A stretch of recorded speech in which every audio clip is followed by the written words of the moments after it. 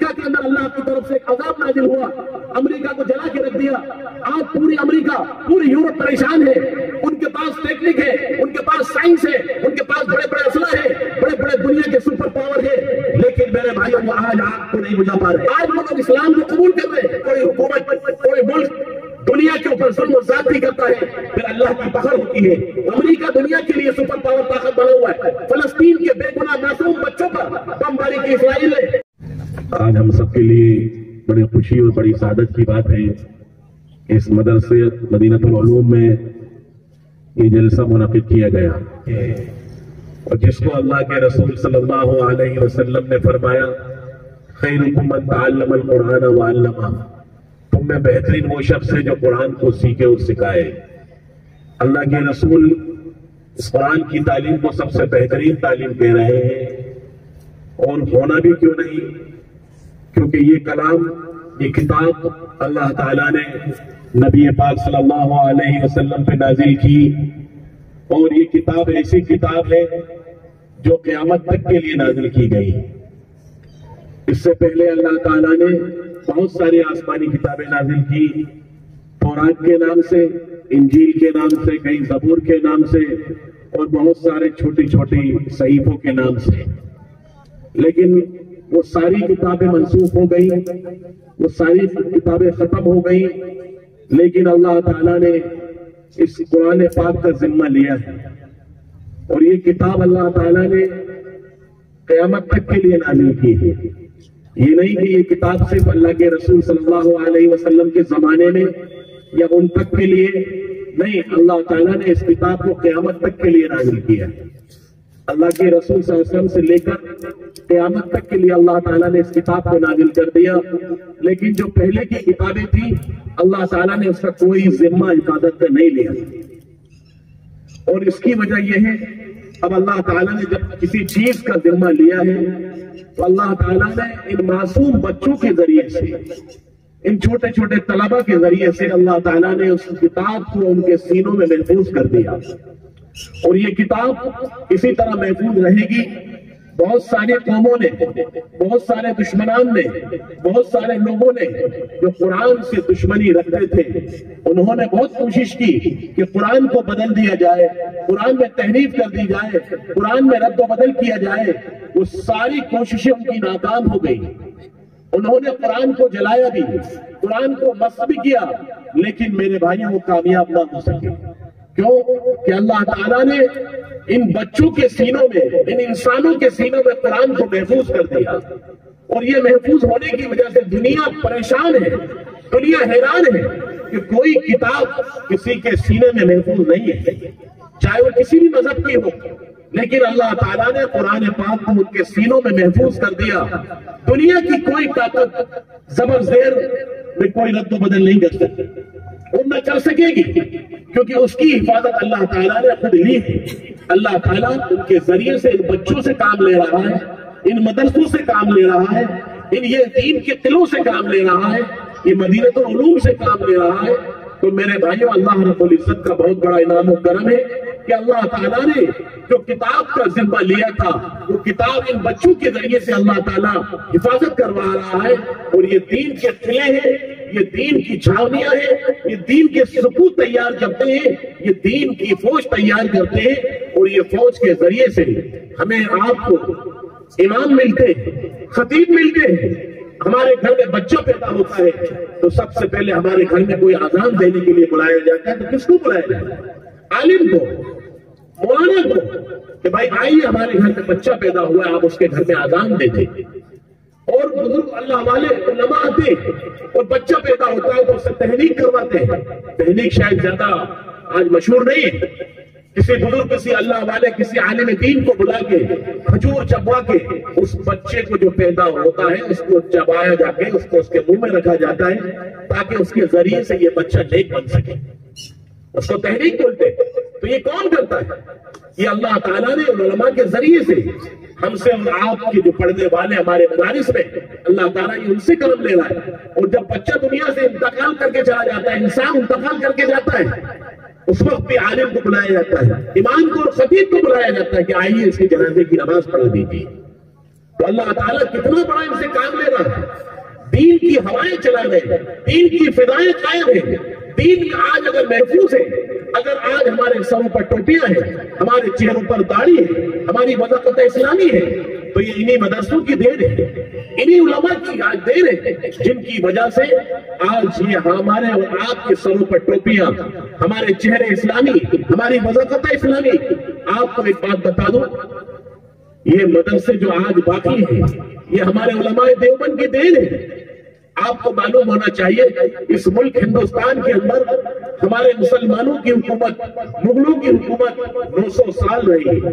تو معلوم ہی نہیں معلوم، جب انگریزوں نے اس ملک پر قبضہ کیا، اس ملک پر جب انگریزوں کا تسلط ہوا، تو ہمارے اکابر نے، ہمارے بزرگوں نے کہا کہ حکومت تو چلی گئی، ہماری حکومت نہیں ہے، کیونکہ اس وقت یہ نظام ہوتا تھا مدارس کا، مساجد کا، خانقاہوں کا، تبلیغ کا، کوئی بھی کام ہوتا تھا تو اس وقت اسلامی حکومتیں کرتی تھی۔ جیسے سعودی میں چلے جائیے، پاکستان میں چلے جائیے، بنگلہ دیش میں چلے جائیے، یا کسی اور اسلامی ملک میں چلے جائیے، ان کا پورا نظام حکومتوں کے پاس ہوتا ہے۔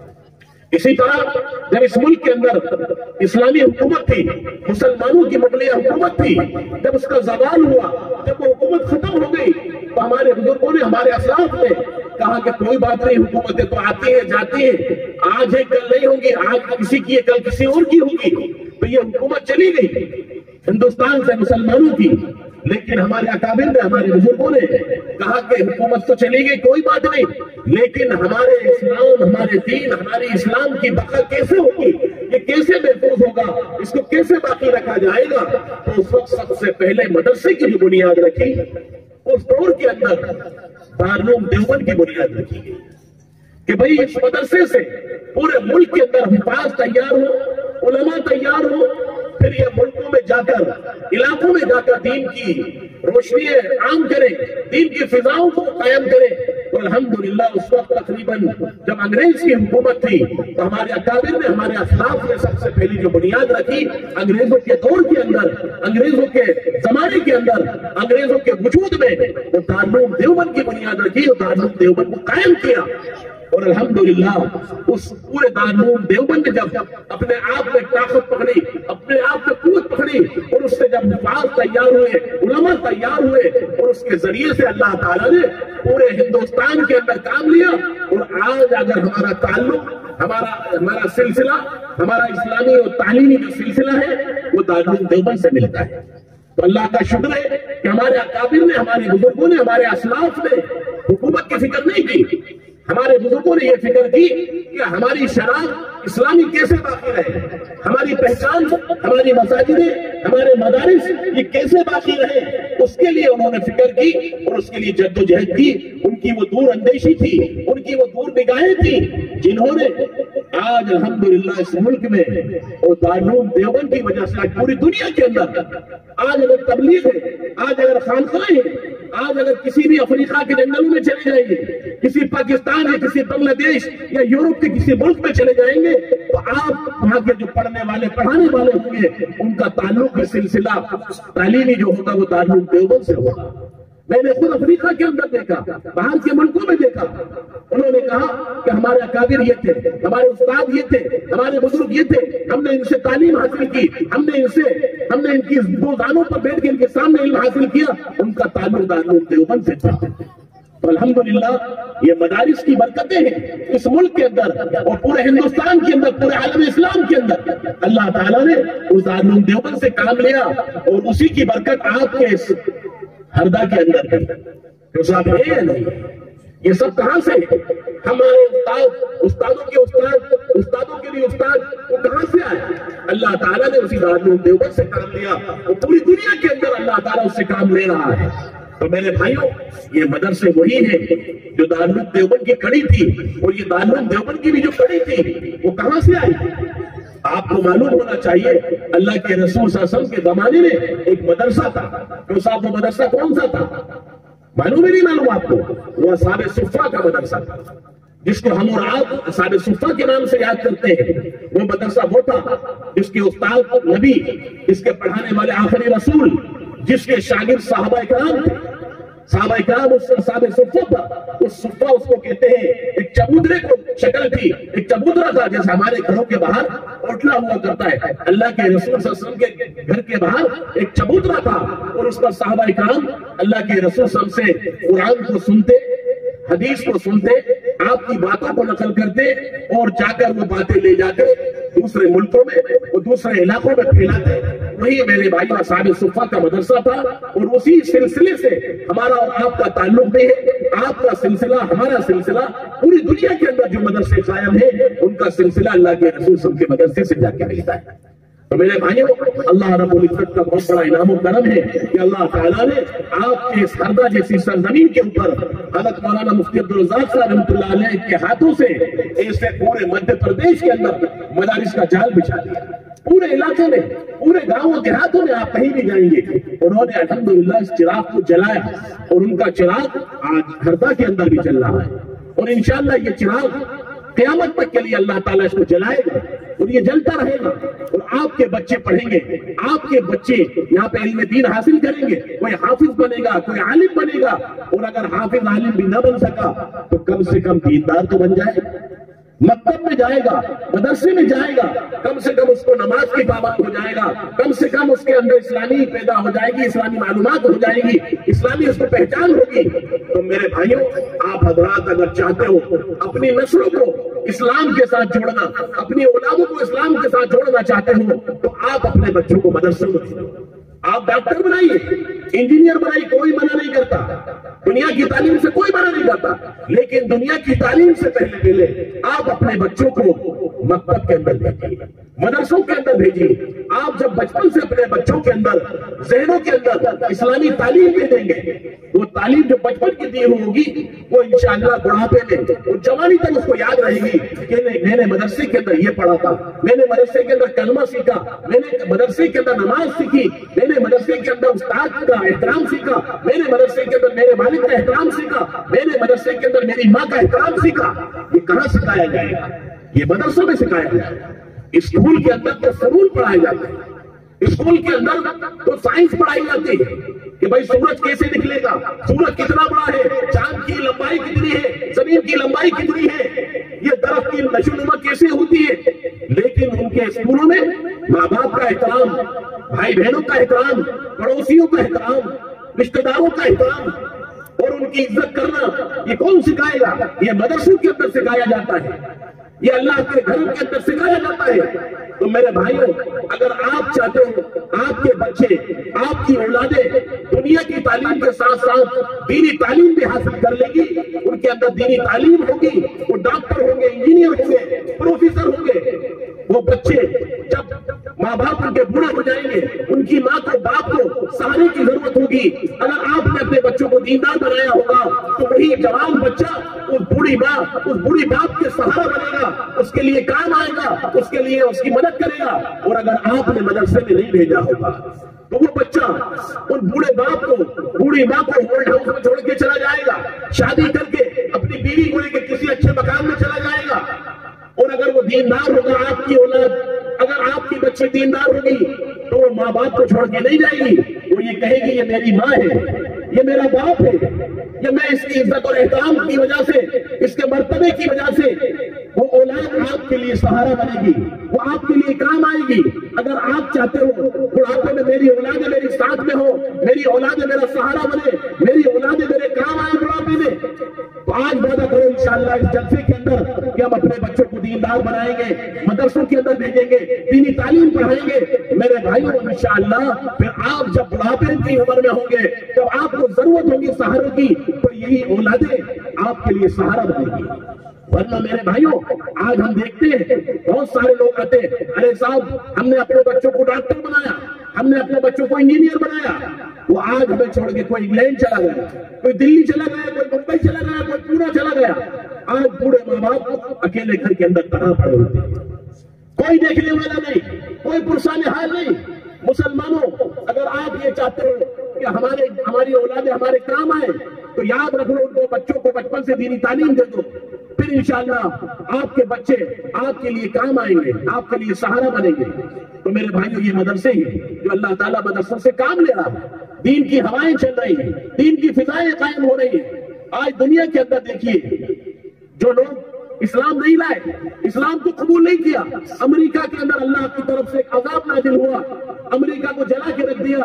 آج پوری امریکہ، پوری یورپ پریشان ہے، ان کے پاس ٹیکنک ہے، ان کے پاس سائنس ہے، ان کے پاس بڑے بڑے اسلحے ہیں، بڑے بڑے دنیا کے سپر پاور ہے، لیکن میرے بھائیوں وہ آج آگ کو نہیں بجھا پا رہے، وہ آج آگ پر قابو نہیں پا رہے۔ آج وہ دیکھ رہے ہیں کہ نہیں، یہ کوئی دوسری طاقت ہے جو اس آگ کو لگا رہی ہے، جو اس آگ کو بھڑکا رہی ہے، جو اس آگ کو تیز کر رہی ہے، اور وہ طاقت اللہ کی۔ وہ آج انگریزی کہنے پر مجبور ہو گئے کہ نہیں، اس کے پیچھے کوئی آسمانی طاقت ہے، کوئی ایک الگ طاقت ہے۔ آج وہ کہہ رہے ہیں، آج اس کو ماننے کو وہ تیار ہے کہ نہیں، کوئی ایک اوپر والا مالک ہے، اس سے دعا کرو کہ یہ آگ کو بجھا دے، اس آگ کو روک دے۔ آج وہ لوگ اسلام کو قبول کر رہے ہیں، اسلام کو لا رہے ہیں، کیوں؟ میرے بھائیوں، اللہ تعالیٰ نے پوری کائنات بنائی ہے، پوری دنیا بنائی ہے، یہ اللہ کا نظام ہے۔ جب کوئی حکومت، کوئی ملک دنیا کے اوپر ظلم و زیادتی کرتا ہے، پھر اللہ کی پکڑ ہوتی ہے اور اس کو سمجھ میں نہیں آتا یہ کیا ہو رہا ہے۔ میرے بھائیوں، اللہ تعالیٰ کو کسی پر ظلم پسند نہیں۔ امریکہ دنیا کے لیے سپر پاور طاقت بنا ہوا ہے، فلسطین کے بے گناہ معصوم بچوں پر بمباری کی اسرائیل نے، اس نے مدد کی، اس نے اس کا تعاون کیا، اس نے اس کو اسلحہ دیا، اللہ تعالیٰ نے اس کی پکڑ کر لی۔ آج دنیا حیران ہے، دنیا کا سپر پاور ہونے کے باوجود اللہ تعالیٰ نے اس کو گھٹنوں پہ لا دیا۔ سوچئے آپ کیا ہے، دنیا حیران ہے، پریشان ہے۔ میرے بھائیوں، یہ وہ ہے جو اللہ تعالیٰ نے صدی کے اندر ہمارے زمانے میں دکھا دیا کہ دیکھو، اس کے پیچھے میں ہوں، اس کے پیچھے میری طاقت ہے، میں چاہوں تو آگ سے بھی تباہ کر سکتا ہوں، میں چاہوں تو پانی سے بھی تباہ کر سکتا ہوں، میں چاہوں تو زلزلے اور آندھی اور طوفان سے بھی تباہ کر سکتا ہوں۔ اللہ تعالیٰ کی اگر پکڑ آ گئی تو میرے بھائیوں، جب انسان بے بس ہو جاتا ہے، پھر کچھ بھی سمجھ میں نہیں آتا، تو پھر اس کو وہی یاد آتا ہے۔ پھر دوسری قوم بھی کہتی ہے نہیں بھائی، مالک تو ہے، پروردگار تو ہے، کوئی پالنے والا تو ہے۔ ارے بھائی، جب پالنے والا ہے تو اس کو مانو، اس کو سمجھو، اس کی عبادت کرو، اس کے آگے رو، اس سے آگے گڑگڑاؤ۔ اللہ تعالیٰ نے ہمیں بغیر مانگے اسلام دیا ہے، ہم نے اللہ سے اسلام نہیں مانگا، کیوں صاحب ہم نے مانگا ہے؟ ارے بھائی، انہوں نے پڑھا، انہوں نے دیکھا، انہوں نے تحقیق کی۔ میں 2004 کے اندر جب امریکہ میں گیا، میں نے دیکھا جب 9/11 ہوا، اس کے بعد سینکڑوں امریکی مسلمان ہوتے گئے، اسلام کو لاتے گئے، اور اسی طرح آج پھر اسلام لا رہے ہیں۔ اللہ تعالیٰ اپنی طاقت کو دکھاتا ہے کہ دیکھو اللہ بھی ہے، دنیا کے اندر کوئی طاقت نہیں ہے، دنیا کی ایک واحد طاقت ہے جو سب کا مالک ہے، وہ ایک اللہ ہے۔ اللہ تعالیٰ نے ہمیں بغیر مانگے اسلام دیا ہے، ہم اس کی قدر کریں، ہم دیندار بنے، ہم نیک بنے، ہم اپنی نسلوں کو دیندار بنائیں، اپنی اولادوں کو دیندار بنائیں۔ اور اگر ہم نہیں سدھرے تو اللہ تعالیٰ کسی قوم کو اسلام دے کے، کسی قوم کو اسلام میں داخل کر کے اللہ تعالیٰ اپنا دین کا کام لے سکتا ہے، اور لے رہا ہے۔ میرے بھائیوں، ہم اور آپ خوش قسمت ہیں کہ اللہ نے ہمیں اسلام والے گھر میں پیدا کیا، دین والے گھر میں پیدا کیا۔ ہم اللہ کی عبادت کریں، اللہ کو مانیں، اس کے آگے سجدہ کریں، اور اللہ کے علاوہ کسی کے آگے سجدہ نہیں کرنا۔ کیوں صاحب، کس کے آگے سجدہ ہوگا؟ اللہ کے آگے ہوگا، کسی مدار کے آگے نہیں، کسی ولی کے آگے نہیں، کسی بزرگ کے آگے نہیں، سجدہ تو صرف اللہ کے لیے ہوگا۔ سوچئے، اللہ کے رسول نے اپنے آگے بھی سجدہ کرنے کو منع فرمایا، تو کیا کوئی نبی سے بن سکتا ہے؟ کوئی ولی، کوئی بزرگ جو سب بڑھ سکتا ہے؟ میرے بھائی، جب اللہ کے رسول کو سجدہ نہیں، نبی کو سجدہ نہیں، رسول کو سجدہ نہیں، تو پھر کسی ولی اور بزرگ کو کیسے سجدہ ہو سکتا ہے؟ وہ بزرگ نبی کی دھول کے برابر بھی نہیں ہو سکتے، نبی کے ایک ذرا سے ان کے برابر بھی نہیں ہو سکتا۔ اللہ تعالیٰ نے نبی کا وہ مقام دیا۔ تو میرے بھائیوں، ہم اللہ سے مانگیں، اللہ سے لو لگائیں، اور آج یہ جو مجمع بیٹھا ہے، آج یہ عہد کریں کہ انشاءاللہ ہم پورے اسلام کو پکڑیں گے، 100% اسلام پر عمل کریں گے، 100% دین پر عمل کریں گے۔ میرے بھائیوں، اگر ہم نے عمل نہیں کیا تو پھر اللہ تعالیٰ ہم سے دین کو چھین لے گا، کسی اور قوم کو لا کے دین کا کام لے لے گا۔ تو بھائی، کیا آپ چاہتے ہو کہ اسلام پر ہم باقی رہیں، ہماری نسلیں اسلام پر باقی رہیں، دین پر باقی رہیں؟ تو ہمارا تعلق اللہ والوں سے جوڑ لو، ان مسجدوں سے جوڑ لو، ان مدرسوں سے جوڑ لو، انشاءاللہ ہماری کامیابی ہو جائے گی۔ اللہ تعالیٰ ہمیں کامیاب کر دے گا، دنیا میں بھی کامیاب کرے گا اور آخرت میں بھی کامیاب کرے گا۔ میرے بھائیوں، اللہ تعالیٰ نے ہمیں اور آپ کو آج وقت دیا ہے، آج موقع دیا ہے۔ آپ نے دیکھا ابھی 2 سال پہلے، 3 سال پہلے کورونا آیا، दौलत थी, लोगों के पास पैसे थे, जमीन और जायदाद थी, तो ये कहते पेट भर के पैसे लाते और कहते मेरे बाप को बचा लो, मेरी माँ को बचा लो।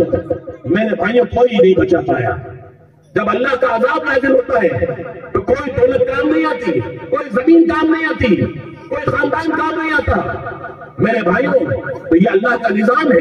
अल्लाह ताला ने दुनिया के अंदर बता दिया कि सारी जमीन, सारी जायदादें, दौलतें यही रह जाएंगी। और साथ क्या जाएगा?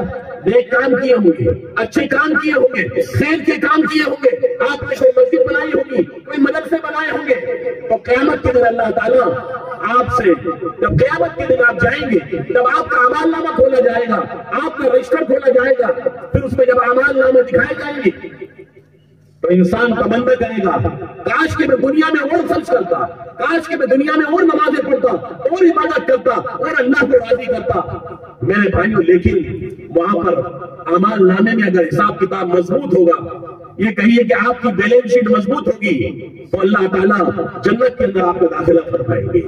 और अगर आपकी बैलेंस शीट कमजोर होगी तो हो सकता है कि भाई इसको लेके जाओ साइड में, आगे लेके आओ नीच लोगों को, तो मेरे भाइयों अल्लाह ताला के सामने शर्मिंदगी होगी, पछतावा होगा। इसलिए अल्लाह ने आज वक्त दिया है, मौका दिया है, हम खूब इबादत करें, खूब नमाज पढ़ें। अभी रमजान का महीना आ रहा है आपके सामने, आज से 1 महीना 10 दिन बाकी है रमजान के लिए।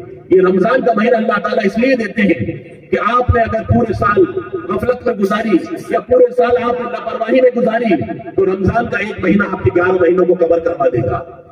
उसमें इबादत करिए, एक नेकी का 70 गुना सवाब मिलेगा। 1 रुपए खर्च करेंगे 70 का सवाब मिलेगा। तो मेरे भाइयों, अगर हमसे 11 महीने गफलतों में गुजर गए, अल्लाह की नाफरमानियों में गुजर गए, तो हम रमजान के महीने में तौबा कर लें कि इंशाअल्लाह ये रमजान के जरिए से खूब हम इबादत करेंगे, खूब नमाज पढ़ेंगे, खूब तहज्जुद पढ़ेंगे, खूब तिलावत करेंगे, तो अल्लाह ताला के 11 महीने आपके हो सकता है कि अल्लाह माफ कर दे। तो सब करेंगे ना रमजान में इंशाअल्लाह खूब इबादत, और अल्लाह ताला तो नुक्ता नवाज है, जिसको चाहे माफ कर दे, जिसको चाहे पकड़ ले। लेकिन हम रमजान में खूब इबादत करें, खूब तिलावत करें, तो बड़ा मुबारक महीना आ रहा है, बड़ा इबादत वाला महीना आ रहा है। अल्लाह ताला इस महीने में हमें उसकी कदर करने की तौफीक नसीब फरमाए। और ये मदरसा अल्लाह ने आपके हरदा के अंदर कायम किया है, इस मदरसे की अजमत करें, इसकी कदर करें, इसकी हम देखभाल करें, क्योंकि अल्लाह ताला ने ये इदारा आपके लिए बनाया है, ये आपकी नस्लों के लिए बनाया है, आपकी औलादों के लिए बनाया है। अगर आपकी औलादें इस मदरसे से फायदा उठाएंगी तो इंशाअल्लाह उसके जरिए से आपके खानदान में, आपके घराने में नस्ल दीनदार पैदा होगी। और अगर आपने हाफिज नहीं बनाया, आपने आलिम नहीं बनाया, कम से कम आपने इसका ताउन किया होगा, आपने इसकी मदद की होगी। आपने अगर मदद भी न की, ताउन भी न किया, तो कम से कम आपने इसको मोहब्बत की निगाह से देखा होगा, प्यार की निगाह से देखा होगा, अच्छी निगाह से देखा होगा, तो अल्लाह ताला खुश होता कि ये वो बंदा है जिसने, इसके पास ताकत नहीं थी मदरसा बनाने के लिए, इसके पास कुव्वत नहीं थी कोई ताउन करने के लिए, लेकिन इसने मदरसे को मोहब्बत की, प्यार की, मदरसे में पढ़ने वाले मेहमान रसूल की इसने इज्जत की निगाह से इसने देखा है, तो अल्लाह ताला उसके जरिए से भी हमारी मग़फ़िरत फरमा देंगे। और इस मदरसे में कुछ जरूरतें हैं, कुछ इनके तकाज़े हैं। आपने हमेशा हरदा के लोगों ने पेश इस मदरसे का ताउन किया है, इस मदरसे के लिए आगे आगे इन्होंने खूब बढ़ चढ़ के हिस्सा लिया है, और अल्हम्दुलिल्लाह ये आप ही की मदद से, आपके ताउन से अल्लाह ताला ने इसको चमकाया। आज देखिए माशाअल्लाह कितना खूबसूरत हरा भरा ये मदरसा तैयार हो गया। आज इसके अंदर उस्तादों के लिए 4 मकानात की जरूरत है, जो 4 उस्ताद रह सके और उसमें अपने बीवी बच्चों को, अहल वयाल को रखे। अगर आपने मकान नहीं बनाए तो इनकी भी बीवियां हैं, इनके भी बच्चे हैं, वो कहाँ ले जाके रखेंगे? हमने अपने घर बना लिए, अपने रिहाइश के इंतजाम कर लिए, और हमने मेहमान रसूल के पढ़ाने वालों के हमने इंतजाम नहीं किए। तो मेरे भाई कितने अफसोस की बात है। तो क्यों साहब, मेहमान रसूल के पढ़ाने के लिए आप मकानों का इंतजाम करेंगे नहीं करेंगे इंशाअल्लाह? या हम आसानी से रहें, उम्दा घरों में रहें, और हमारे मेहमान रसूल उलमा एक बेचारे झूंपड़ियों में और किराए के मकानों में रहें? ये बड़े अफसोस की बात है। क्यों? कि ये हमारी औलाद के मुस्तकबिल को संभालने वाले हैं, हमारी औलादों के फ्यूचर को बनाने वाले हैं। तो आप इनके फ्यूचर को बनाइए, आप इनके मदरसों को ताउन दीजिए, ये आपको हिफाजत देंगे, तालीम देंगे। आपने अभी देखा कोई इंग्लिश में तकरीर कर रहा है, 10 साल का बच्चा बेहतरीन उर्दू में तकरीर कर रहा है, कोई नज़्म पढ़ रहा है, कोई किरात पढ़ रहा है। یہ آپ کو پروڈکٹ دے رہے تیار کر کے، یہ فیکٹری ہے، یہ آپ کو مال دے رہے کھیت کے کھیت، دیکھو ہم نے یہ تیار کیا، ہم نے یہ تیار کیا، اب ہماری ذمہ داری بنتی ہے کہ ہم بھی اس مدرسے کا کچھ تعاون